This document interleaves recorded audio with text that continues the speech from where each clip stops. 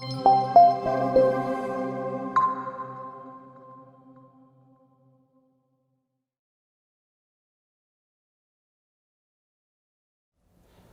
think probably the greatest change in culture when employees are more distributed is the loss of connection and the challenge in developing the deep relationships that are critical in companies.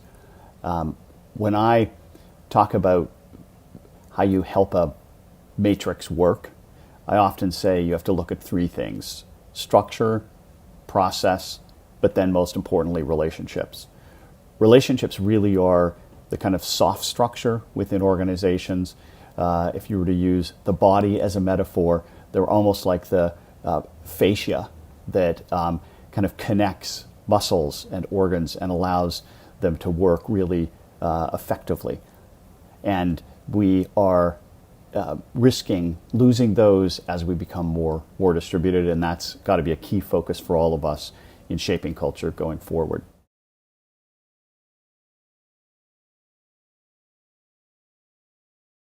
I think one thing that leaders can do to develop culture, regardless of location, is to be more warm and empathetic and connect on a more human level.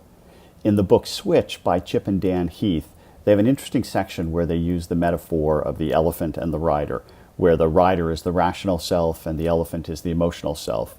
And they encourage leaders to see the power of connecting with the emotional side of people.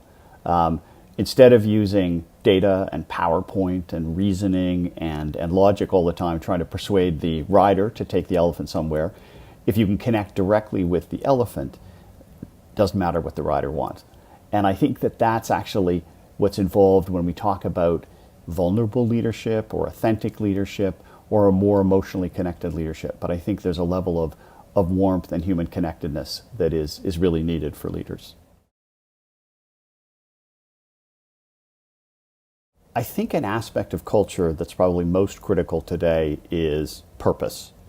If you think about the forces that we're seeing in the broader world, whether that's the pandemic, the demands for social justice, major demographic shifts, climate change, technological change, the rise of kind of misinformation and disinformation, the dysfunction in our politics. I'm afraid I could go on. But it creates a sense of uncertainty. It creates a sort of undercurrent of fear for many people. And as a result, I think that for companies to focus on their purpose is increasingly important. Why do they matter in the world? How do they really shape and impact their customers' lives? How can leaders help the people in their organizations connect their own personal sense of purpose or mission to the broader mission that the organization is serving? So I think that's a key focus for shaping culture today.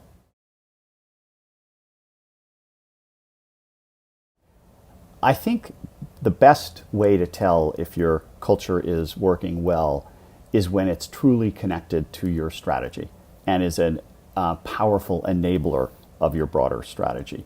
I think too often we as HR professionals equate culture with being a great place to work or just being a really healthy organization. Now, that's important, but I'd like to describe it as a sort of necessary but not sufficient.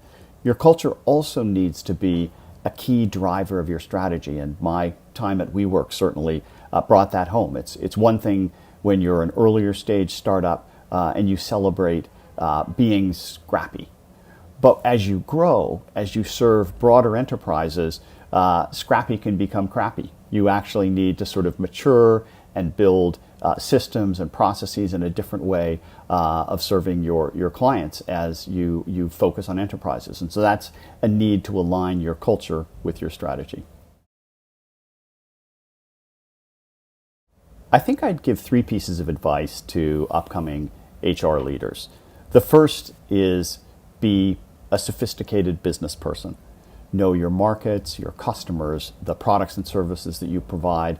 Also be quite data literate, comfortable with numbers and analysis. The second piece of advice would to be a trusted advisor. That's investing in relationships. It's respecting confidences. It's having insights and sharing them in a way that help others succeed in their roles. And frankly, it's being invested in others' success over your own. And then finally, and I think this is an increasingly important one, it's to innovate and to look ahead. The world is changing fast, and to cite Marshall Goldsmith, what got you here won't get you there. It's not enough to just look to what we think of as best practice.